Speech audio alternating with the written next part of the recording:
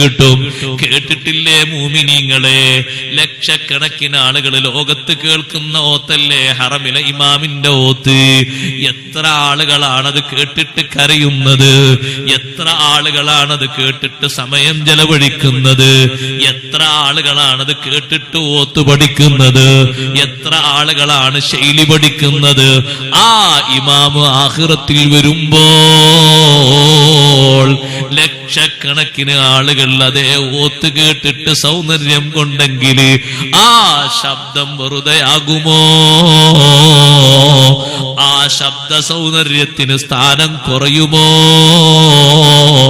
റമളാൻ 27 ഹറമിലേക്ക് പോയി നോക്കൂ. ലക്ഷോപിലക്ഷം ആളുകൾ സൊഫായി നിന്ന് ആ ഇമാമുൽ ഹറമൈനിന്റെ ഓത്ത് കേട്ടിട്ട് സുബ്ഹാനല്ലാഹ് 2 മണിക്കൂറിലധികം നീളുന്ന തറാവീഹിന് സമയം പോയതറിഞ്ഞില്ല. നേരം വൈകുന്ന പ്രശ്നമേ ഇല്ല.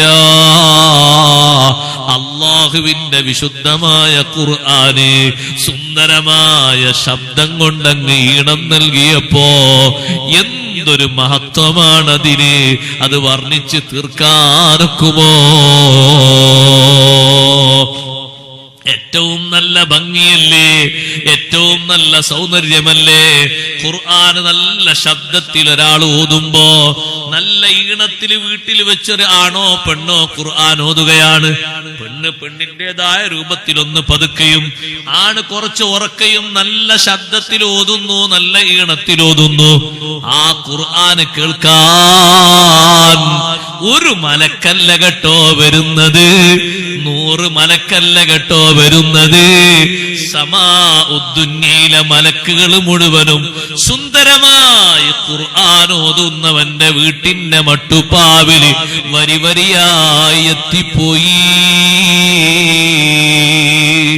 അതുകൊണ്ടല്ലേ ഉസൈദ് ബിൻ ഹുദൈർ റളിയല്ലാഹു അൻഹുവിന്റെ അൽ ബഖറ കേൾക്കാൻ, മറ്റൊരു റിവായത്തിൽ അൽ കഹ്ഫ് കേൾക്കാൻ, മേലോട്ട് നോക്കുമ്പോ കുറെ വിളക്ക് കത്തിച്ചു വെച്ചത് ഞാൻ കണ്ടു നബിയേ. ആകാശ ലോകത്തേക്ക് എന്റെ വീട്ടിന്റെ മേൽഭാഗത്ത് ഒരുപാട് വിളക്കുകൾ കത്തിച്ചു വെച്ചത് കണ്ടു എന്ന് പറഞ്ഞപ്പോ തിൽക്കൽ മലായിക, ഉസൈദേത് മലക്കുകളാണ്. ധനത്തിൽ സൗത്തിക്ക, നിന്റെ ശബ്ദം കേട്ട് തായോട്ടി ഇറങ്ങി വന്നതാണ്.